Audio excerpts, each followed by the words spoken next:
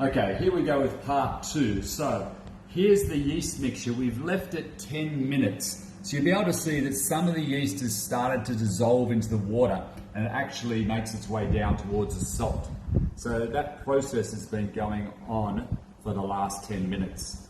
Now we're going to start to get ready our flour. So I've got my scales here, and what I'm going to do is I'm going to measure how heavy my mixing bowl is. Because a big mistake that we could make is to forget how heavy this is.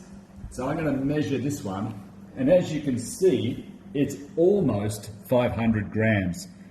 So it's probably almost 490 grams. So to this, I'm going to have to add 500 grams of flour, which will take it to almost 1 kilogram.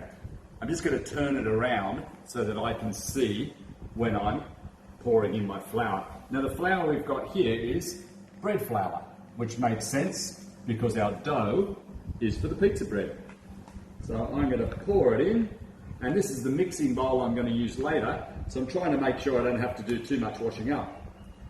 Let's see. And I'll show you. I'll bring it round, I'll keep a hold of the tray there so it doesn't fall off. And there I am, almost at 1 kilogram. So I've got my flour, and then you can see it there in the bowl, and I'll just move my scales out of the way. So it's a nice large bowl. The flour's probably taking up about 25% of the bowl. It's important that it's not full just yet, because later when we knead the dough with the flour, then we need to have some room.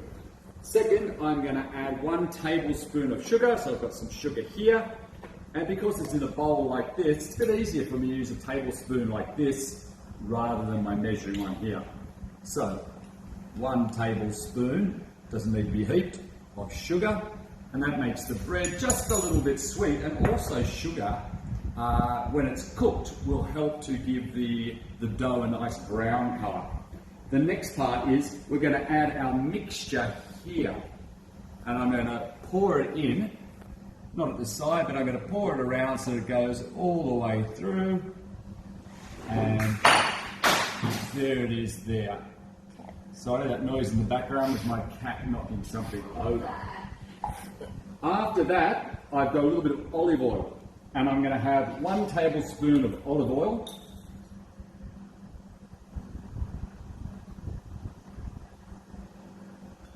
There we go.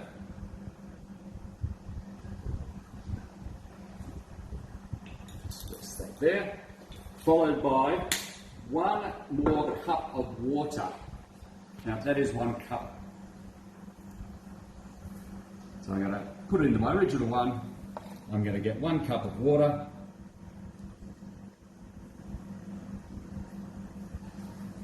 And I'm going to pour it in. There we go. Now this is a big gooey mix, and I'm going to have to use my hands to mix the dough for about 5 to 10 minutes. So before I started this, I've already been into the bathroom. I washed my hands with soap and water so they were nice and clean, and then also I dried them. I made sure they were nice and dry. So what I'm going to do now is I'm going to put my hands in. I've got to start to mix everything together. And I'm going to do that, see, try to mix it together. At first it's going to be quite sticky because of all of the liquid in there. After a period of time though, it will start to get a little bit more smooth. And we need to keep mixing until it gets nice and smooth. You can see even those couple of minutes, or maybe even just a minute or two, it's already got a bit more smooth. After I've mixed or kneaded the dough for 2 or 3 minutes, if I find that it's too dry, I can add a little bit more water. Just add a little bit at a time. And if it's too wet, then we would add just a little bit more flour. But I'm going to keep kneading, and I think we'll just pause the video there, and we'll come back once I've kneaded the dough for about 5 or 10 minutes.